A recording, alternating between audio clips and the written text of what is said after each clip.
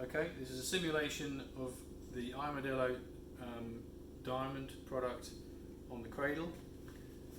What we have here is simulated with the valve, and imagine this is the pipework that you're attaching the system to. We're going to start with the spectrometer out and go through the process of inserting it into the process and talk you through the steps. So the important thing is that this nut is completely out, and the second O-ring is with the nut, so that it's not going to cause any friction when we insert the probe. You'll have a first O-ring already in the groove inside, and you may want to put grease on that to make it slide more easily. And the valve needs to be open, and it is open when the handle is in alignment with the probe. It may be on the other side, but in alignment with the probe. So this is not a valve that can be left closed until the last minute and you insert under pressure.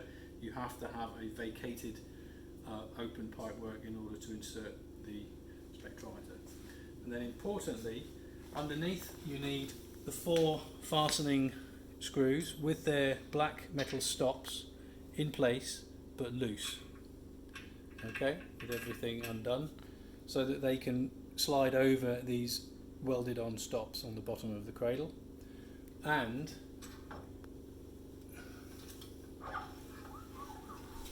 if you look here, you should see white plastic sliders between the spectrometer and the cradle. It's important that you've got 4 of those in place to set the height right and allow it to slide in and out.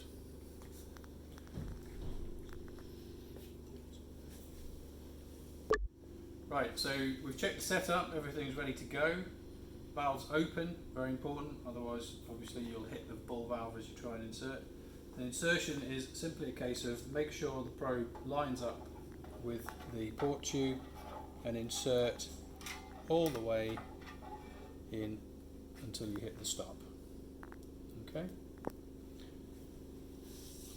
Okay, so we've pushed into the stop, and now we're going to go underneath the cradle and check that all 4 stops have gone beyond the welded on pads on the bottom of the cradle, so that when we do those up, the stops prevent the spectrometer from sliding back. So they all do up like that. Important to check that the black metal stops are on the inboard side of these welded pads. Like that. And then finally, the process of tightening up the port tube nut with the O-ring inside. You'll want to use a spanner to get it fully tight, but once that's fully tight, there should not be any leakage of analyte coming through that joint. And there you have your spectrometer inserted into your process.